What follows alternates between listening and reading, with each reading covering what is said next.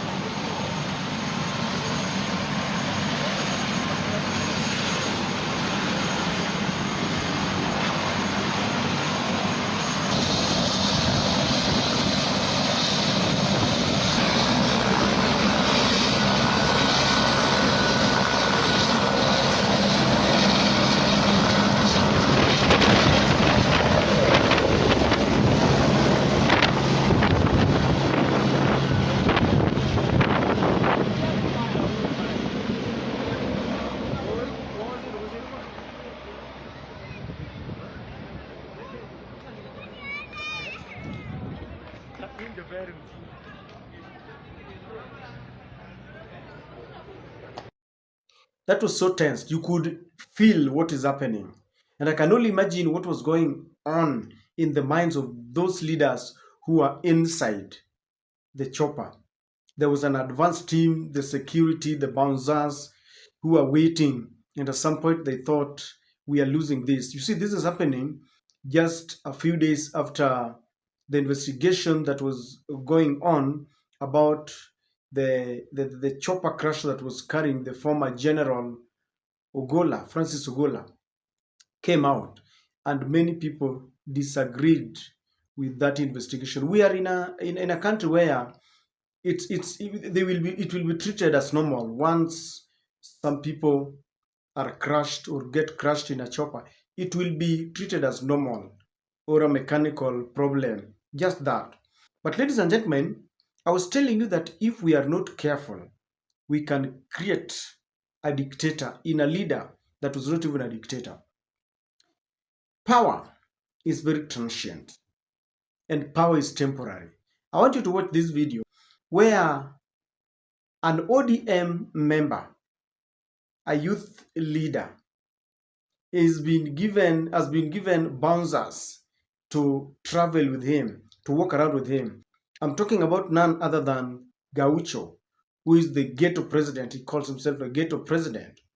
Gaucho has been elevated and has been given security. You know, of late is the man who is being used to now threaten Mount Kenya, talking about Gachagua. You know, whenever anything happens, is the one that is being used to counter the Wamunyoro team. I remember when Raila went for the AUC election, they were there with him. They were the people who were throwing a bash even before the election started. So this is Gaucho.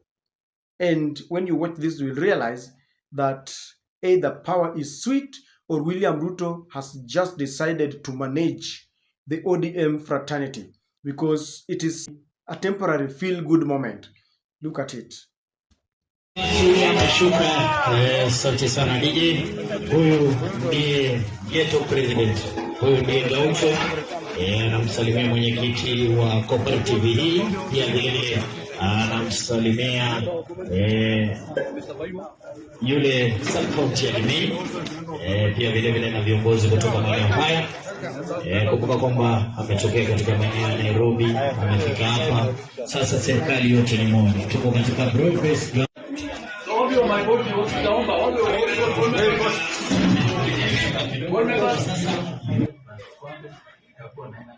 so we continue actually by 2022 we got the first certificate here. That was the move of 2023 we got another certificate here. This is the first one. The other one is the most improved from Mambia to Mambia City. So on 2023, we have partners. Our main partner is Public Government Mosque. Our second partner is National, funded by USA. Onyesho mitambo ambazo zinatumika katika shughuli ya maziwa. Baada ya hapo tutakuwa na mazungumzo na pia rais wa ghetto mwenyewe ataweza kuzungumza, pia vile vile mwenyekiti wa cooperative hii atazungumza, na kiongozi wa vijana na nguzo pia Fabisha ataweza kunena na youth president atanena. Kwa hivyo tuweze tu kujiandaa. Baada ya hapa tutakuwa tunamalizia shughuli ya siku hii.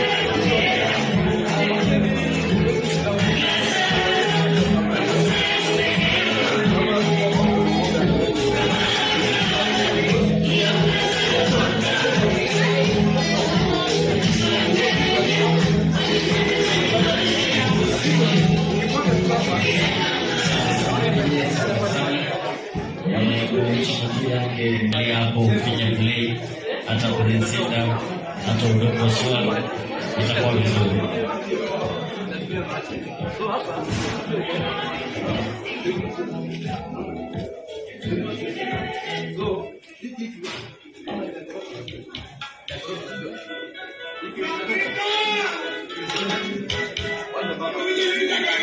Unaweza pia type hapo uandike OCFOS, uandike tu OCFOS ni rafiki pia tunamchanga kwa rafiki wetu.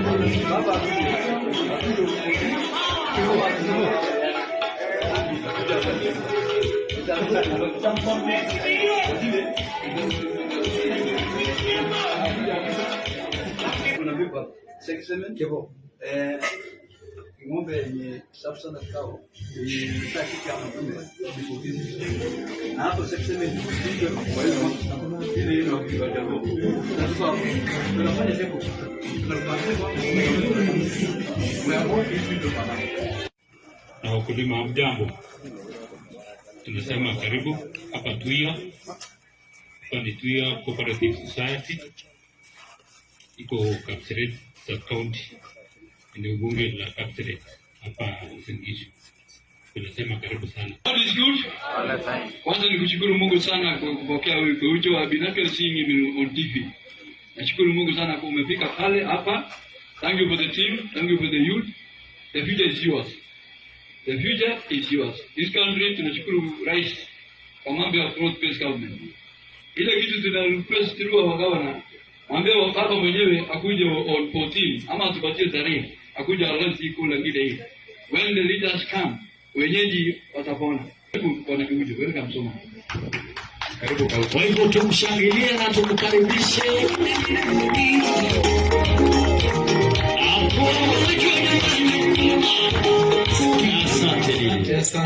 Asante. Kitu ya kwanza nimewasalamia, Bwana sifiwe. Salamu alaykum wale wako hapo Islamu. Vijana mko? Wamama mko? Wazee pia mko?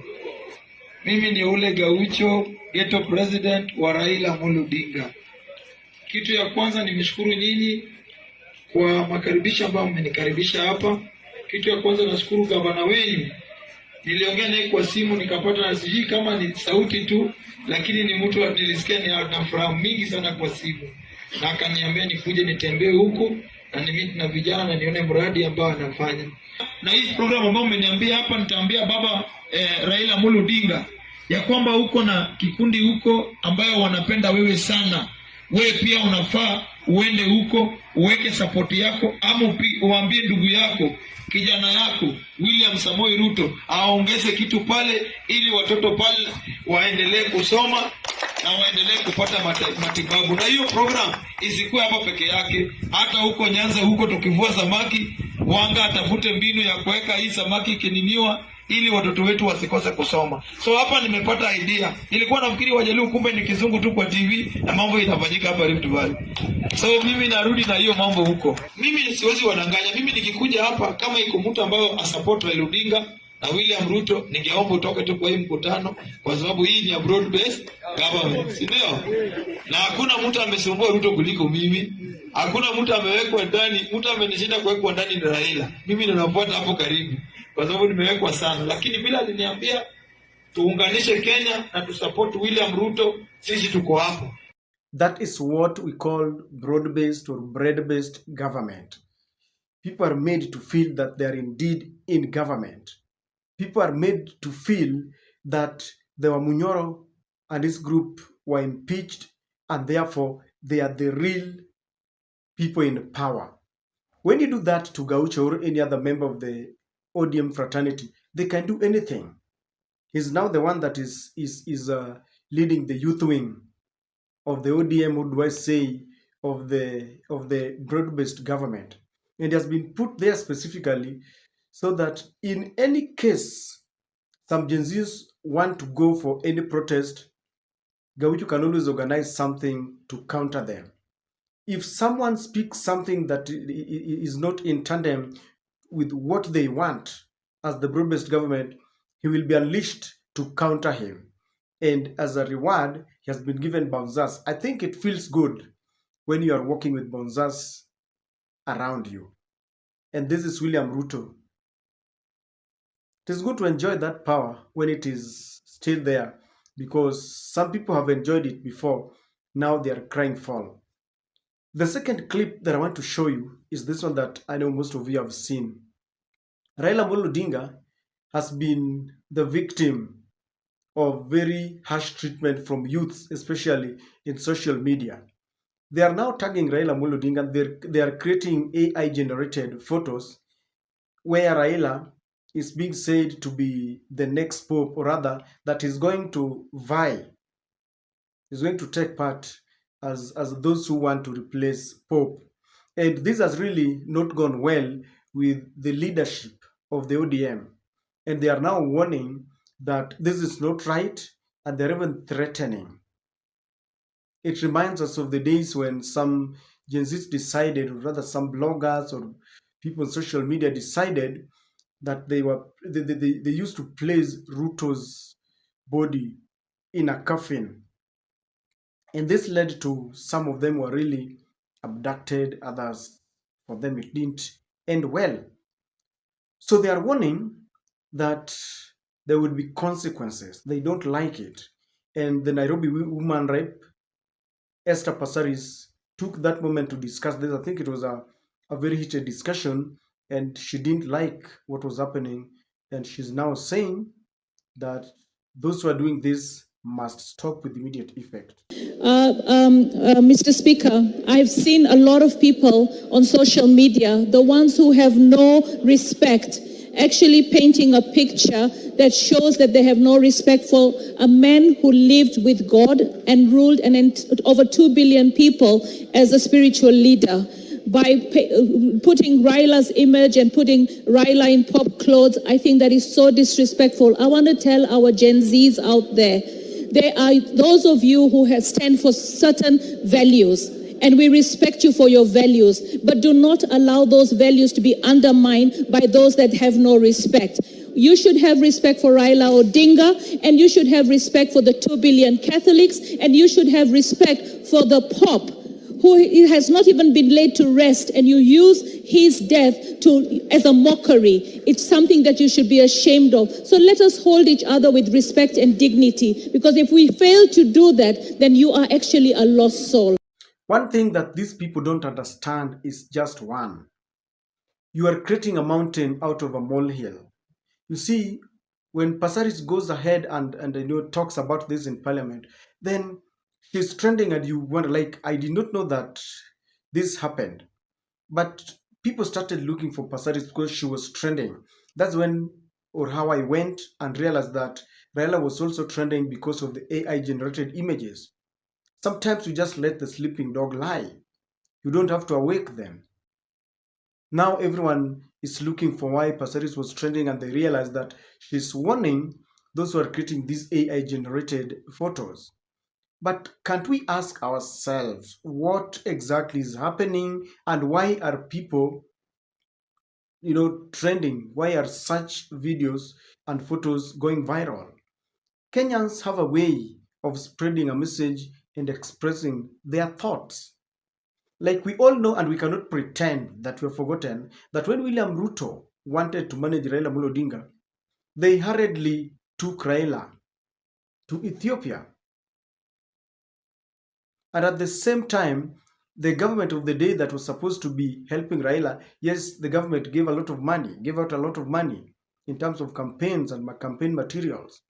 But with verbal utterances that didn't go down well with some of the very African leaderships, they spoiled for Raila Amolo Odinga. And people feel that William Ruto is using Raila Amolo Odinga. After losing that bid, Raila was appointed again to go to South Sudan in a bid to try and get the two parties that are warring there for some kind of peace talk, to try and get truce. And it was very humiliating that a man who is respected not only in Africa but in the whole world was rejected. Riek Machar's government declined Raila an opportunity to see Salva Kiir, who is the vice president, and they demeaned Raila Amolo Odinga. They demeaned his stature a man who is respected, who went there, and I could see the ODM fraternity were over the moon with joy that, Agombo is going there. He's the only man who can do it. And then he was denied. And I felt that William Ruto is subjecting Raila to certain, degrees of humiliation and shame. And that is why people are coming out with these photos to portray a picture, to paint a picture of a man who is being misused by the president. And by the way, why would Raila subject himself to carry Ruto's burden the same way he carried the burden of Uhuru Kenyatta? Some people now call Raila Mwosho Moja because of his tendency, the sympathetic tendency of trying to wash people, sanitize once they become unelectable. He's now repeating the same mistake. But we all understand that maybe it is for some gain. He's been given something, he's been given an opportunity to have his people in the government. But someone was also saying that maybe this is the only way Raila can feel the trappings of power. Because anytime he subjects himself to be elected, some people reject him, including the Western machinations. They don't want to allow Raila to be part of the leadership. So what does Raila do? He allows you to give the person you love that power. And he knows very well that those whom you give power are incompetent. And then he comes, because how else do you want him to do it? So some people are arguing that maybe this is the only way to do it. So this time around, others are saying Ruto is managing Raila. Others are saying that maybe it is Raila who is managing William Ruto. I don't know. So ladies and gentlemen, that's why I'm saying that the moment you start talking about these things, you create a dictator out of someone who's not even a dictator. I remember when people like Junet, the first time they got to power, they were like, usijaribu kuongelesha Ruto vibaya, we'll be there to deal with you. And so ladies and gentlemen, the political occurrences and events in the country are really portraying a very dark future for us.